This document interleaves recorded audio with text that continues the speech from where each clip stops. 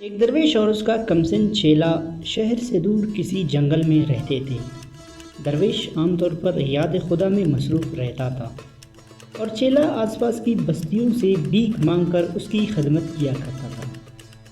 درویش کا دل انسانیت کے درد سے لبریز تھا اور وہ صبح و شام انتہائی سوز و گداز کے ساتھ یہ دعا کیا کرتا تھا: اے میرے پروردگار، میں ایک بے بس اور بے وسیلہ انسان ہوں اور تیرے بندوں کی کوئی خدمت نہیں کر سکتا، لیکن اگر تو مجھے بادشاہ بنا دے تو میری زندگی کا ہر سانس بھوکے اور ننگے انسانوں کی خدمت کے لیے وقف ہوگا۔ میں یتیموں، بیواؤں اور نادار لوگوں کی سرپرستی کروں گا۔ میں محتاجوں کے لیے لنگر خانے کھولوں گا۔ میں عدل و انصاف کا بول بالا کروں گا۔ رشوت خور اور بددیانت اہلکاروں کو عبرتناک سزائیں دوں گا۔ مظلوم مجھے اپنی ڈھال سمجھیں گے اور ظالم میرے نام سے کانپیں گے۔ میں نیکی اور بلائی کو پروان چڑھاؤں گا۔ کمسن چیلے کو یہ یقین تھا کہ کسی دن مرشد کی دعا ضرور سنی جائے گی اور ان کے دن پھر جائیں گے، لیکن وقت گزرتا گیا۔ چیلا جوان ہو گیا اور نیک دل درویش میں بڑھاپے کے آثار ظاہر ہونے لگے۔ رفتہ رفتہ چیلے کے اعتقاد میں فرق آنے لگا، یہاں تک کہ جب درویش دعا کے لیے ہاتھ اٹھاتا تو وہ اس کے قریب بیٹھنے کے بجائے چند قدم دور اور غار سے باہر بیٹھ جاتا اور دبی زبان میں یہ دعا شروع کر دیتا: میرے پروردگار، اب میرا مرشد بوڑھا ہو چکا ہے، اس کے بال سفید ہو چکے ہیں، دانت جڑ چکے ہیں، بینائی جواب دے چکی ہے۔ اب وہ مجھے تخت کی بجائے قبر سے زیادہ قریب دکھائی دیتا ہے۔ اگر تجھے ایک نیک دل بادشاہ کا بننا پسند نہیں تو مجھے بادشاہ بنا دے۔ میں یہ عہد کرتا ہوں، میرا ہر کام اپنے مرشد کی خواہشات کے الٹ ہوگا۔ میں صدق کے دل سے عہد کرتا ہوں کہ میں ناداروں کو زیادہ نادار اور بے بسوں کو زیادہ بے بس اور مظلوموں کو زیادہ مظلوم بنانے کی کوشش کروں گا۔ میں چوروں اور ڈاکوؤں کی سرپرستی کروں گا۔ میں شرفاء کو ذلیل کروں گا اور ذلیلوں کو عزت کی کرسیوں پر بٹھاؤں گا۔ میں راشی اور بددیانتدار اہلکاروں کی سرپرستی کروں گا۔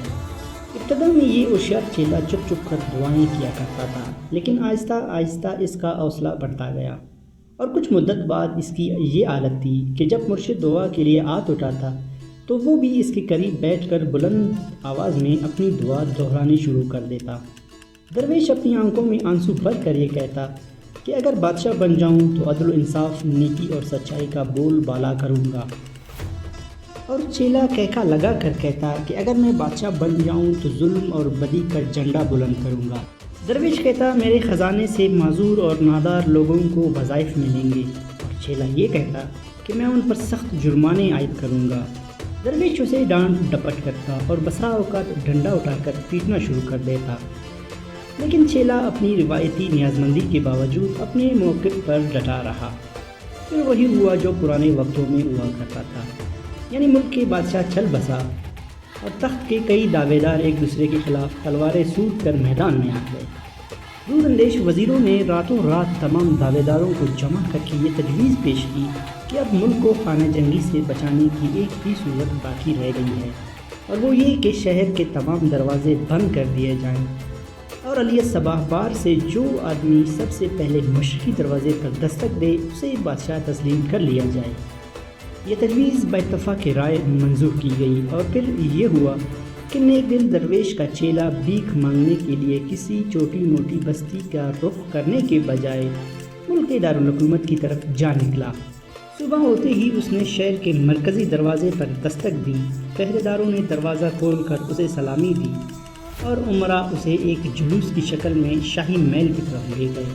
نئے بادشاہ نے تخت پر رونق افروز ہوتے ہی یہ حکم جاری کیا کہ میری سلطنت میں جتنے درویش، فقیر، سادھو ہیں انہیں کسی تاخیر کے بغیر گرفتار کر لیا جائے۔ اس حکم کی تعمیل کی گئی، لیکن خوش قسمتی سے نئے بادشاہ کے مرشد کو کسی طرح یہ پتہ چل گیا کہ اس کے ہوشیار چیلے کی دعا قبول ہو گئی ہے، اور وہ سرحد عبور کر کے کسی دوسرے ملک میں چلا گیا۔ اس کے بعد جو ہوا وہ کسی تشریح یا تبصرے کا محتاج نہیں۔ نئے بادشاہ نے پوری مستعدی اور دیانتداری سے اپنے تمام وعدے پورے کیے۔ نہروں کا پانی بند کر دیا گیا، کنویں اور تالاب غلاظت سے بھر دیے گئے، چوروں اور ڈاکوؤں کو جیلوں سے نکال کر حکومت کا کاروبار سونپ دیا گیا۔ نیک خدا پرست انسانوں پر ظلم کی انتہا کر دی گئی۔ غرض ان دانشمندوں کو سر چھپانے کے لیے جگہ نہیں ملتی تھی جنہوں نے ملک کی بھلائی کے لیے ایک گداگر کو تخت پر بٹھا دیا تھا۔ جب نئے بادشاہ کے مظالم انتہا کو پہنچ گئے تو عوام کے لیڈروں نے اس کا حسب و نظم معلوم کرنے کی ضرورت محسوس کی۔ سابق وزیر اعظم کی قیادت میں ایک وفد تلاش کے بعد بادشاہ کے مرشد کی خدمت میں حاضر ہوا اور اس سے فریاد کی کہ خدا کے لیے ہمیں اس بلائے ناگہانی سے نجات دلائیے۔ عمر رسیدہ درویش اپنے چیلے کے سامنے جانے سے گھبراتا تھا، لیکن ارکان وفد کی گریہ وزاری سے متاثر ہو کر وہ یہ خطرہ مول لینے پر آمادہ ہو گیا۔ جب وہ دربار میں حاضر ہوا تو بادشاہ سلامت کو اپنے پیر و مرشد کی طرف دیکھتے ہی اپنا ماضی یاد آ گیا اور اس نے مرغوبیت کے احساس سے مرغوب، پیر مرشد فرمائیے میں آپ کی کیا خدمت کر سکتا ہوں؟ بادشاہ نے کہا۔ بزرگ نے کہا میں اپنے لیے کچھ نہیں مانگتا، میں صرف تمہاری رعایا کے لیے رحم کی اپیل کرتا ہوں۔ تم اقتدار کے نشے میں وہ زمانہ بھول گئے ہو جب بھیک مانگا کرتے تھے۔ خدا سے ڈرو، یہ سب فانی ہے، اگر ہو سکے تو موت سے پہلے کوئی نیک کام کر لو۔ بادشاہ نے تلخ لہجے میں جواب دیا، دیکھیے قبلہ، آپ میری قوت برداشت کا امتحان لینے کی کوشش نہ کریں۔ یہ آپ کی خوش قسمتی ہے کہ آپ میرے مرشد ہیں اور میں آپ پر ہاتھ ڈالتے ہوئے گھبراہٹ محسوس کرتا ہوں۔ آپ مجھے جی بھر کر گالیاں دے سکتے ہیں، لیکن خدا کے لیے ان لوگوں کے ساتھ کسی نیکی کا مشورہ نہ دیں۔ آپ کو یاد ہے کہ ہم دونوں ایک ہی وقت میں دعا مانگا کرتے تھے، پھر کیا وجہ ہے کہ آپ کی دعا قبول نہ ہوئی اور قدرت نے مجھے بادشاہ بنا دیا؟ اگر ان لوگوں کے اعمال ٹھیک ہوتے اور قدرت کو ان کی بھلائی مقصود ہوتی تو آپ ان کی بادشاہ بنتے، لیکن یہ بدبخت تھے، انہیں اچھے برے کی تمیز نہ تھی اور قدرت ان کی بدعمالیوں کی سزا دینے کے لیے مجھے بادشاہ بنا دیا۔ اب میں مرتے دم تک اپنا پروگرام پورا کرتا رہوں گا۔ اگر قدرت کو ان کی گریہ وزاری پر رحم آ جائے اور میری زندگی کے دن پورے ہو جائیں تو یہ اور بات ہے، ورنہ میری طرف سے کوئی کوتاہی نہیں ہوگی۔